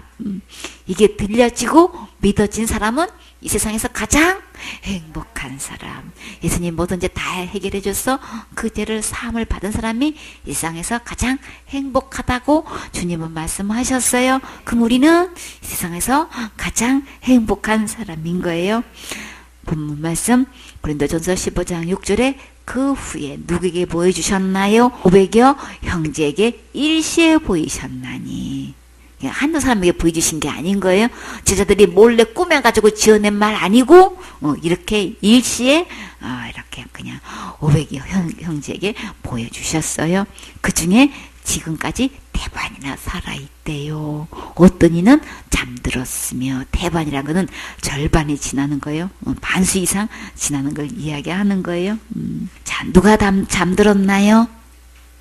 그 중에 잠들은 자 누구였나요? 제자들 중에? 야고보 생각나죠? 사도행전 12장 1절에 그때 헤롯 왕이 손을 들어 교회 중 몇 사람을 해하려 하여 누구를? 요한의 형제 야고보를 칼로 죽이니. 야고보는 죽었지만 몇 명은 잠들었지만 태반이나 이렇게 살아있다고 하셨어요. 바울이 3차 전도 여행 AD 55년경에 이제 에베소 교회에 이제 머물면서 고린도 교회에 첫 편지를 썼는데, 이게 바울과 베드로가 68년경에 쯤 돼서 이제 순교했어요. 70년경에 예루살렘이 멸망했으니까 아직 태반이나 살아있는 거예요. 55년도에 이 말씀을 기록했으니까 아직 태반이나 살아있다라고 했죠. 그때는 아직 아직도 살아있는 사람이 많은 거예요. 그러니까는 그때 64년경에서 한 68년도 70년도 사이에서 이렇게 베드로도 죽고 바울도 죽고 많은 사도들이 많이 죽었어요. 그때 많이 제자들도 죽음을 당했죠. 근데 이때 기록할 때는 55년도 경이니까 한 10년 전쯤이니까 이제 그때는 아직도 태반이나 살아있다고 지금 기록하고 있는 거예요. 고린도전서 15장 7절에 그 후에 야고보에게 보이셨으며 그 후에 모든 사도에게와, 여기서 야고보는 예수님의 제자 중에 있는 요한의 형제 야고보가 아니고 누굴까요? 예수님의 동생을 말하는 거예요. 초대교회 총장님으로 계셨지요. 그 위치가 어느 정도 대단하냐 하면 베드로가 엄청 신경 쓸 정도예요. 야고보 하면은 베드로가 제일 수제자인 것 같았는데 이 초대교회의 총장님은 누구셨나요? 갈라디아서 2장 6절에 보면 유명하다는 이들 중에 본래 어떤 이들이든지 내게 상관이 없으며 하나님은 사람의 외모를 취하지 아니하시나니 저 유명한 이들은 내게 더하여 준 것도 없고 도리어 내가 무할례자에게 복음을 전함을 맡기를 베드로가 할례자에게 맡은 것 같이 한 것을 보고 베드로에게 역사하사 그를 할례자의 사도로 삼으신 이가 또한 내게 역사하사 나를 이방인께 사도로 삼으셨느니라. 자, 이런 막강한 위치에 있는 베드로예요. 그런데요, 또 내게 주신 은혜를 알므로 기둥같이 여기는 야고보와 게바와 요한도 나와 바나바에게 교제의 악수를 하였으니, 이제 드디어 야고보가 게바, 요한 앞에 우뚝 등장하는 것을 볼 수가 있어요. 이 교제의 악수를 딱 했다는데 제일 먼저 야고보가 딱 나와요. 이는 우리는 이방인에게로 복음을 전했지만 저희는 베드로는 할례자에게 가게 하려 함이라. 다만 우리에게 가난한 자들 생각하는 것을 부탁하였으니 이것을 나도 본래 힘써 행하노라. 근데 이런 막강한 베드로에게 지금 어떤 사건이 벌어졌어요? 게바가 안디옥에 이르렀을 때에 바울이 이제 안디옥에서 사역하고 있는데 베드로가 거기에 방문을 했어요. 그래서 이제 식사를 하게 된 거예요. 어떤 이들이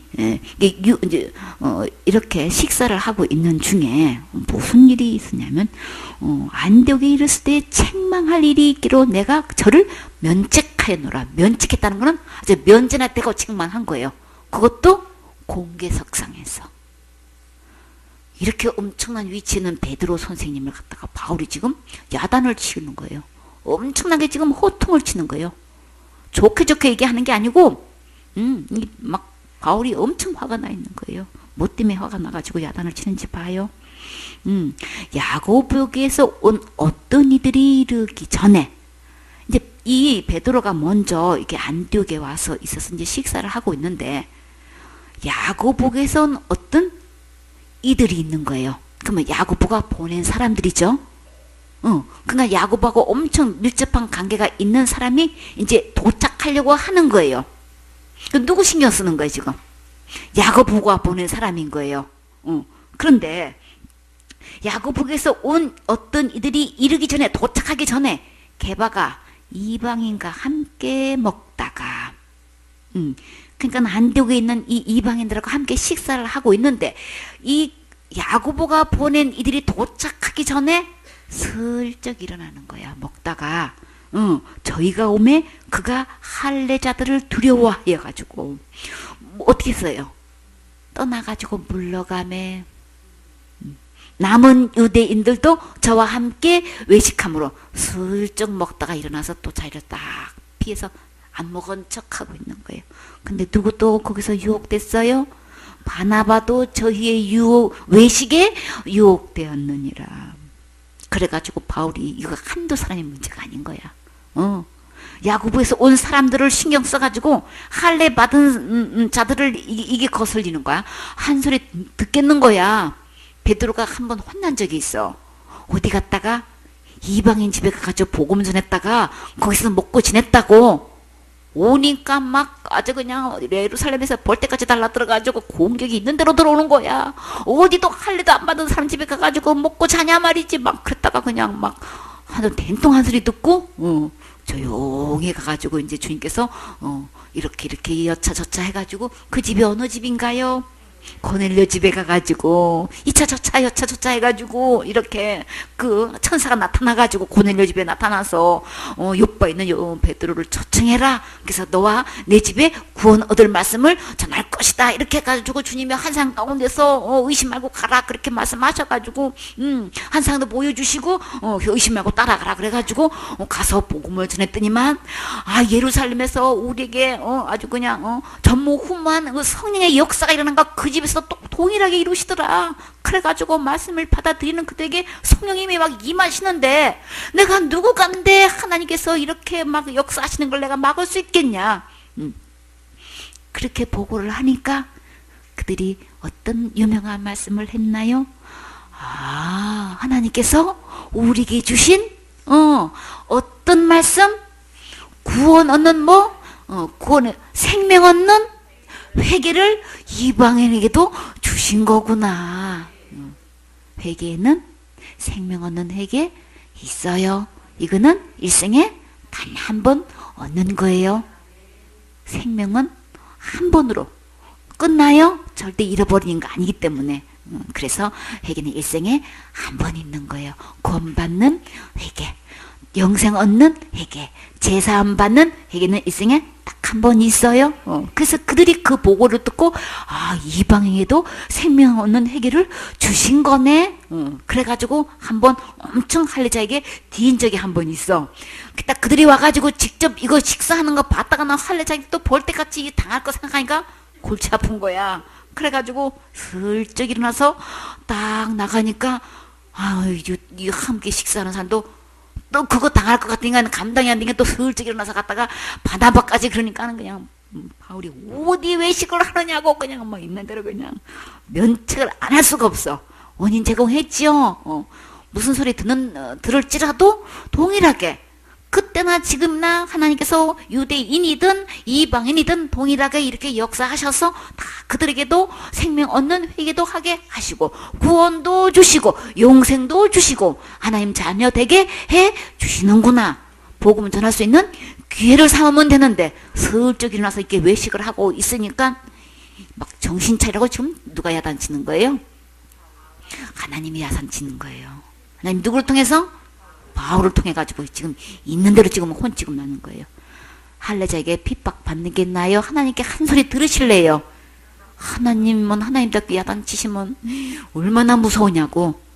이거 안 받아들이는 날에는 촛대가 옮겨져요. 여기서 외식해 가지고 계속 이런 날에는 이제 베드로 사역 끝나는 거예요.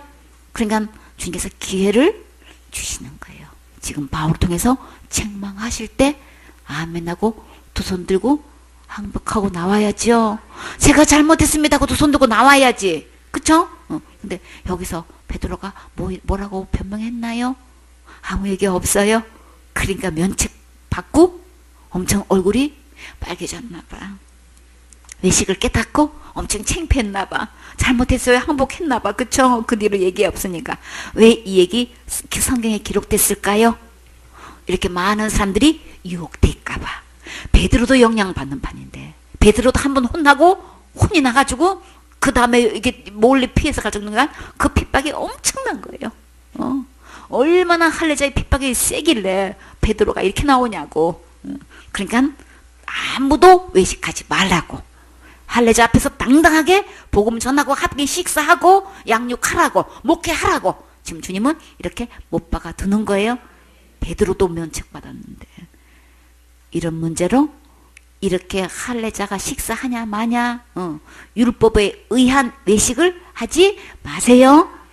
율법을 지켜 행하면 축복받고 형통하고 주님께서 잘 된다고 약속하셨지만 그러나 복음하고는 아무 상관 없어요. 그러니까 그 외식하면 안 되겠지요.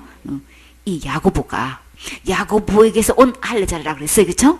야고보가 보낸 사람들 이렇게 엄청나게 신경 쓰면 그러면 누가 더 위에 있는 거예요? 베드로보다도 야고보가 월등히 지금 서열에 위에 있는 거예요. 이렇게 외식할 정도로 베드로가 신경 엄청 쓰고 있는 거예요. 그러니까는 유명한 자 중에 야고보가 떡하니 앞에 와 있는 거예요. 베드로 앞에, 요한 앞에 있는 거예요. 어떻게 야고보가 이렇게 베드로보다도 앞서 있는 위치에 있을까? 주님은 딱 한 구절로 누구 만났다 그랬어요? 그 후에 야고보에게도 보이셨다 그러셨어요. 그리고 그 후에 또 모든 사도에게도 보여주셨다고 하셨어요. 주님은 특별하게 야고보를 만나주신 거예요. 주님 한번 만나면 이렇게 놀라게 변화돼서 어떻게 초대교회에 그 총장 위치에 지금 지도자의 위치에 지금 떡하니 앉을 수 있냔 말이야. 참 그렇게 예수님을 안 믿고 반대했던 육체적인 예수님의 동생 야고보도 예수님 한번 만나면 이렇게 변화될 수 있어요. 우리도 예수님 만나면 변화될 수 있어요. 쓰임 받을 수 있어요. 참 주님은 이렇게 총회에서, 예루살렘 총회에서 야고보가 우두머리인 것을 우리가 볼 수 있지요. 그래서 사도행전 15장 13절에 말을 마침에 야고보가 대답하여 가로되 형제들아 내 말을 들어라. 지금 누가 말을 마쳤나요? 베드로가 지금 바나바와 함께 전도 여행을 하고 지금 베드로가 있는 모든 총회 자리에서 지금 사역 보고하고 있는 거예요. 근데 중간에 어떤 바리새인들이 일어나가지고 들고 일어나가지고 보고하는 중에 그냥 할례 받아서 곧 받는다고 해라, 율법을 지켜서 곧 받는다고 해라 들고 일어난 거예요. 은혜로 곧 받는다는 거, 예수 그리스도의 복음을 전해서 이렇게 곧 받는 사람이 많았습니다.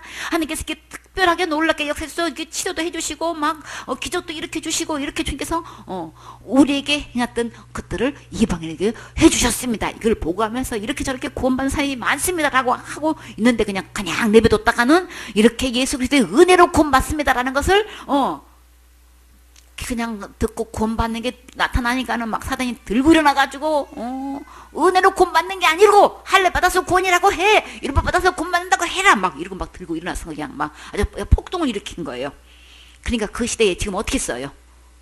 사도들이 다 있는 데서 베드로, 요한이 있고 다 지금 사도들이 살아있는 상태에서도 이렇게 폭동을 일으킨단 말이에요. 그냥 그때나 지금이나 막 그렇게 바리새인이 극성을 부렸고 할례 받아야 된다, 율법 지켜야 된다, 지금 이 구원을 연결시켜 놓고 있단 말이에요. 그때 베드로가 일어나서 뭐라고 그랬어요? 최종 결론 뭐라고 했나요? 주 예수의 은혜로 구원받는 줄로 인정하노라. 누가 뭐래도 주 예수의 은혜로 구원받는 것이지 절대 할례 받거나 율법 지켜서 구원받는 거 아니다. 이렇게 딱 결론 내렸어요. 여러분은 어떻게 인정하고 계시나요?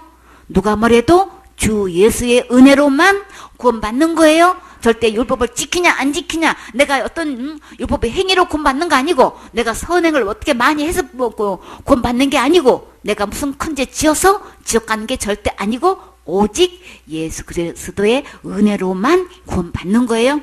이렇게 최종 결론을 누가 내렸어요? 베드로가 딱 내리고 그들이 일제히 잠잠했어요. 폭동을 일으켰던 바리새인들이 일제히 아무도 말 못하고 그 다음부터 잠잠해가지고 이제 마지막 사역 보고를 다 끝마치 있었어요. 그리고 최종 결론은 또 누가 결론을 내렸나요? 그때 야고보가 등장하는 거예요. 그 야고보의 모습을 한번 봐요. 사도행전 15장 13절에 그 말을 마침에 야고보가 대답하여 가로되 형제들아 내 말을 들어라. 누가 말을 마쳤나요? 바울과 바나바가 전도 보고를 하고 베드로가 그에 대해서 믿는 바를 확정할 때 최종 결론은 야고보가 꺼내는 것을 볼 수 있어요. 그래서 사도행전 15장 14절에 하나님이 처음으로 이방인 중에서 자기 이름을 위할 백성을 취하시려고 저희를 권고하신 것을 시몬이 구하였으니, 시몬은 누구예요? 베드로예요. 베드로가 이렇게 구했지. 지금부터 이 야고보의 가장 훌륭한 장면을 볼 수 있는데 이것은 어느 누구도 본 본받아야 할 기본 자세예요. 뭐라고 이야기했나요? 이 시몬 베드로가 지금 이렇게 여러분을 이렇게 권고했는데, 고하였는데 뭐라고 보였어요? 선지자들의 말씀이, 이 베드로가 지금까지 최종 결론을 내린 이 말씀은 누구하고 같다 그랬어요? 선지자들이 예언한 말씀과 지금 어떻게 해요? 이와 합하도다. 그가 어떤 위치에 있든 간, 어떤 간력을 갖고 있든 간, 지금 이렇게 증거한, 최종 결론을 내려가지고 이렇게 여러분한테 이렇게 일러준 이 말은 누구와 같아야 되는 거예요? 기록된 하나님 말씀하고 합해야 되는 거예요? 같아야 되는 거예요? 다른 얘기를 하고 있는 건지, 다른 복음을 전하고 있는지, 참된 예수님께서 분반 말씀대로 오직 예수 그리스도의 은혜로만 공부한다고 말씀하는 건지, 이거 구분해낼 수 있어야 되는 거예요? 지도 이치에 앉아가지고 뭘 구분해야 되는 거냐고요. 지금 증거하고 있는 저 보고가, 지금 말씀 전하고 있는 저 말씀이 하나님 말씀과 합해야 되는 거예요. 이거를 구분해야 되는 거예요. 이 야고보의 가장 훌륭한 점이 이건 거예요. 이건 다 본받아야 되고, 정말 지도자라면 이걸 해야 되는 거예요. 그걸 구분해야 되는 거예요. 아이고 수도자인데 3년 반씩이나 따라다니는데 아이고 당연히 뭐 옳은 말 하겠지. 이거 아니에요? 진짜 성경 기록된 말씀하고 합한 말씀을 증거하고 있는지, 아니면 분명히 가려서 구분해 줄 수 있어야 되는 거예요. 이 야고보는 이거를 증거했다고. 베드로 더군다나 수지자 베드로가 한 얘기인데 이 말씀과 합하도다 하고 그 말씀을 딱 증거하고 있단 말이에요. 이거 지도자는 이거 해낼 수 있어야 되는 거예요. 이 증거가 성경 말씀인지 학설인지 신학인지 사람이 지어낸 다른 교훈인지 이것부터 분별해야지요. 성경이 무엇을 말하는지 바울은 이것을 강력히 증거하고 있어요. 바울은 뭐라고 했나요? 로마서 4장 3절에 성경이 무엇을 말하느냐, 도대체 성경은 뭐라고 말씀하시는 거야? 여기에 기준을 둬야 되는 거예요. 아브라함의 하나님을 믿음에 이것이 저에게 의로 여기신 바 되었지, 언제 우리가 행위로 된 거냐. 아브라함도 하나님 말씀을 믿어서 의롭다함을 받았다. 당연히 우리도 의롭다함을 받으려면은 기록된 하나님 말씀 은혜로 되는 것이지 절대 율법을 지켜야 되는 거 아니라고 분명히 증거했어요. 갈라디아 4장 30절에 그러나 성경이 무엇을 말하느냐, 성경이 도대체 뭐라고 말쓰냐 한번 봐라. 계집종과 그 아들을 내어 쫓으라. 계집종의 아들이 자유하는 여자의 아들로 더불어 유업을 놓지 못하리라 하였느니라. 베드로는 바울은 그거 절절히 뭐라 그랬어요? 성경이 무엇을 말하느냐, 그들이 나와서 다른 복음을 전할 때 율법을 지켜야 된다, 갈래도 받아서 구원이다 라고 정할 때 도대체 성경은 뭐를 말하는지 한번 봐라. 아브라함도 믿음의 조상 아브라함이 어떻게 해서 의롭다함을 받았느냐, 그의 말씀을 믿어서 의롭다함을 받은 것이지 언제 행위로 구원받았느냐. 그렇기 때문에 그가 말씀하신 것 전부 다 성경이 무엇을 말하는지 예수 그리스도의 분반 말씀대로 증거하고 있지요. 가르치고 있지요. 받은 것 전하고 있어요. 그렇기 때문에 거짓 교사가, 거짓 사도들이 몰래 들어와서 다른 복음을 전할 때 바울은 성경 말씀을 근거에 두고 확신 있게 가르쳤고 구분했어요.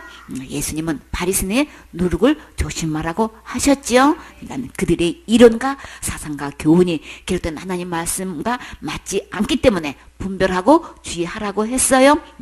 야고보는 큰 변론과 다툼이 있을 때에 저들의 주장하는 핵심이 말씀과 합한지를 살펴보았어요.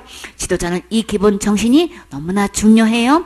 사역자는 어떤 상황에서도 말씀을 분명히 알고 성수적 가치관이 되어 있어야 옳게 분별할 수 있어요. 야고보는 어떤 말씀으로 분별했나요? 아모스에 있는 9장 11절 말씀으로 분별했어요.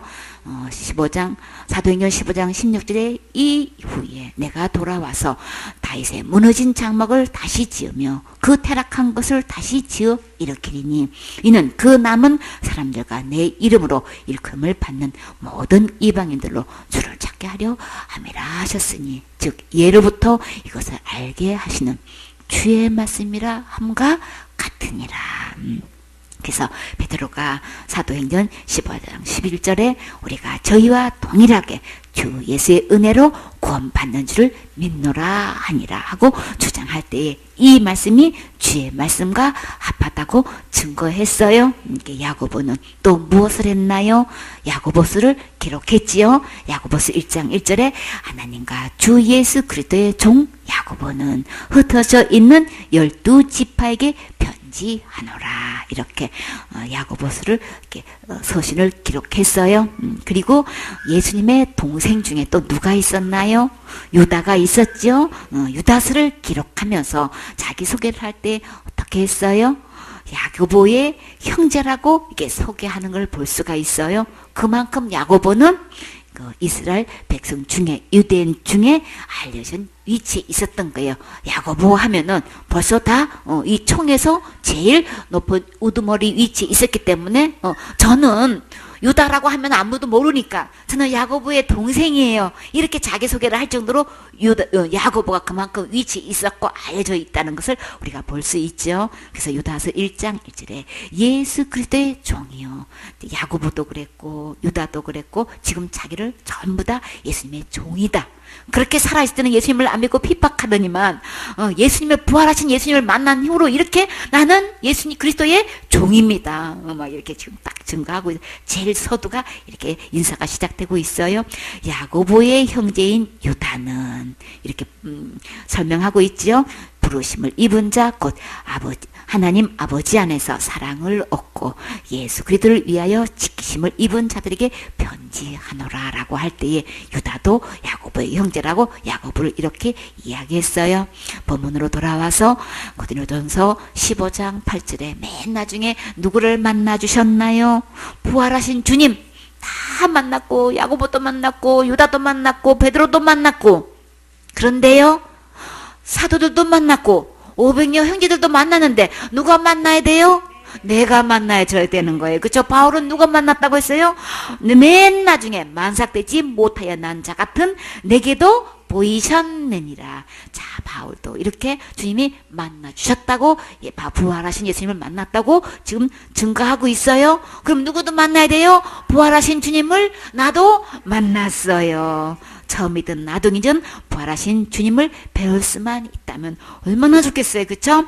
여러분도 부활하신 주님을 만나셨나요? 만나보셨나요? 어디서요?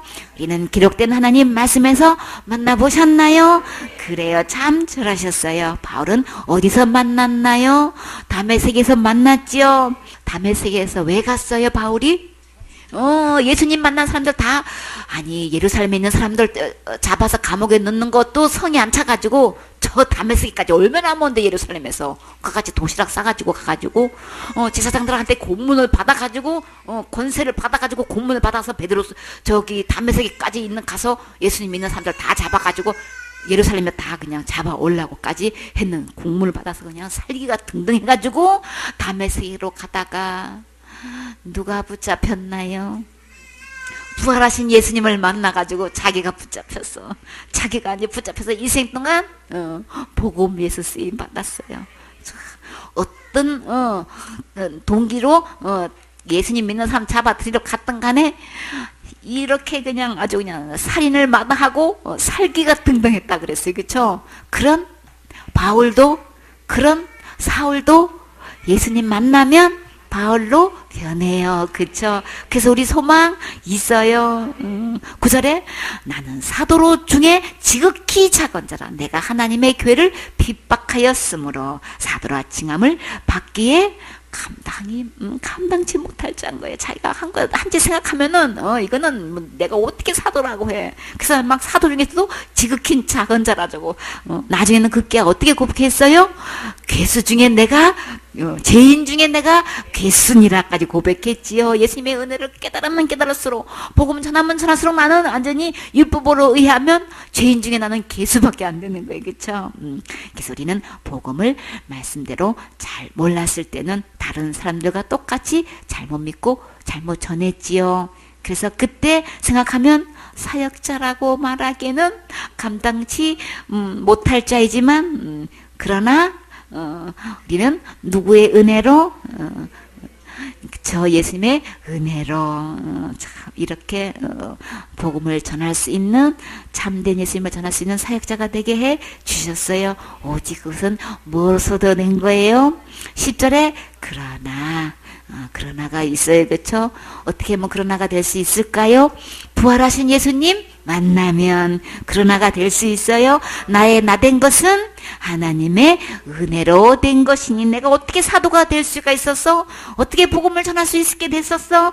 오직 하나님의 은혜로 된 거지요. 내게 주신 그의 은혜가 헛되지 아니하여서 내가 모든 사도보다 그 은혜로 뭘 했어요? 더 많이 수고할 수 있었어요. 내가 아니고 오직 누가 나와 함께 하신 하나님의 은혜로 더 많이 사도들보다도 수고할 수 있었대요. 복음 전할 수 있었대요. 이렇게 복음을 위해서 다른 사역자보다 더 많이 수고하고 있다고 생각하시나요? 여러분은 어떻게 생각하세요? 그러면 감사하세요. 그쵸? 다 누구의 은혜신가요? 하나님의 은혜지요. 하나님의 특권을 누리고 있는 거예요. 11절에 그러므로 내나 저희나 이같이 전파하매 저희도 이같이 믿었느니라. 모든 죄를 용서하신 예수님을 이같이 전파하고 있습니까? 이같이 믿고 은혜로 수고하고 계십니까? 그러면 이 세상에서 나는 가장 행복한 사역자예요. 가장 능력 있는 사역자예요. 가장 존귀한 사역자예요. 지금까지 예수님을 잘 모르고 다른 복음을 믿고 다른 복음을 전해왔으면 이제부터라도 모든 죄를 다 해결하신 이 예수님의 복음을 받아들여서 이 복음을 전할 수 있는 참된 사역자가 되셔야 되겠지요. 이 예수님을 통해서 우리 다 부활하신 예수님 만나서 우리 다 같이 천국 가셔야 되겠지요. 아멘.